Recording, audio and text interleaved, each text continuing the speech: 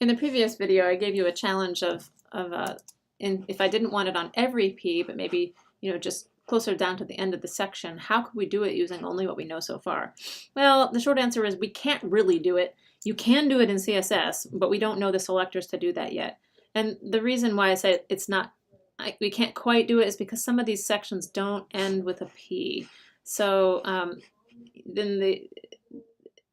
or more to the point, and then more to the point, some of these sections have links just above the section heading and so forth. So it can't be perfect, but here is another option that will reveal something about background images to us today.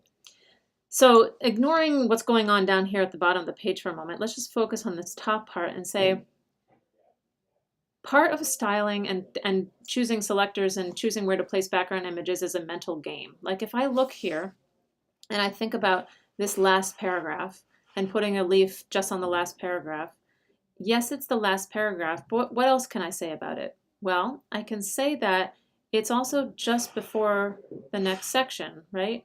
So there's two ways to think about this, just like there's two ways to think about moving something down with margin or moving something down with padding.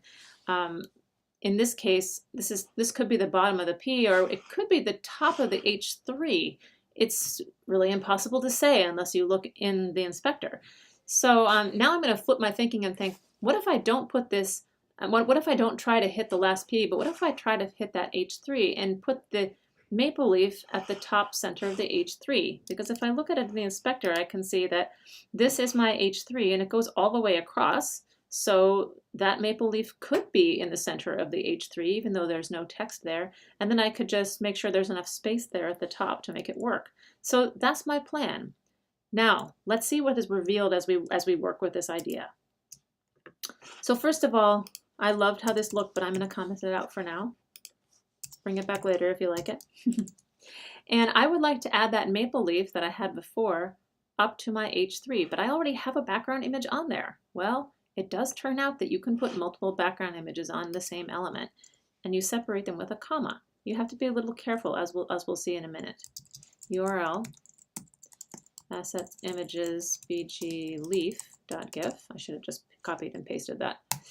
And so I'm going to save. So this now is going to have both that BGH3 line and the maple leaf on every H3.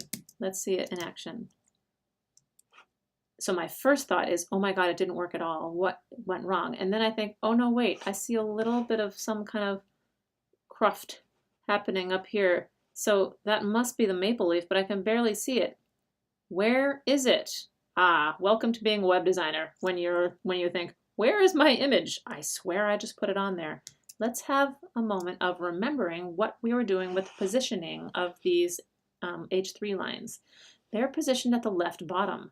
So what this means is if I say nothing, this background position is affecting both of my background images. So you can, and another moment of multiple background image lore here. The first one that I list is the one that layers in front of the other one. So now we can see what's going on. In here, I've layered I put the maple leaf on the background, and then I've layered on top of it another background image. So all I can see is the very tip of the maple leaf. They're both anchored at the bottom left. So two things need to happen here. Actually, really only one thing, because these two background images are not going to overlap in any way. This one's down below the text. The maple leaf's going to be above the text. So I don't really care about the layering order, but I do care about the positioning. So I say, I listed my H3 first, then I listed the leaf. Therefore here, I'm going to list the leaf position afterwards. So this one is center, and it's better be at the top. Save, refresh. Aha, there it was. Now I need to make sure that that it gets moved up, but I can't move it up any more than it already is. Look, it's already at the top of the H3. There is no more up. But what can I add? I can add padding to move the text down. So I can add padding to the top, and I'm going to do it right in here so we can see it happening live. So I have I have 8 pixels of padding at the bottom to move the text up off of that line with the arrow on it.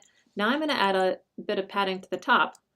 I already know from before that this image is 25 pixels high, so I think I would like at least 25 pixels.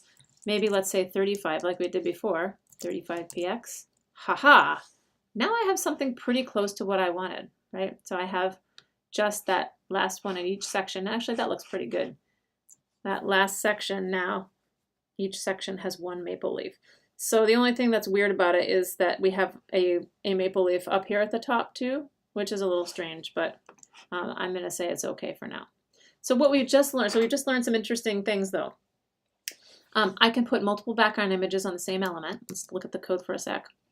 And when I'm specifying, if I need to specify things like the repeat or the position individually, then I just need to make sure that whatever order I used here, I use the same order in the other places as well. So when multiple background images were introduced, a whole new world opened up for you in terms of design. And then the last piece that I will mention and actually comment in here is the image listed first is the frontmost image.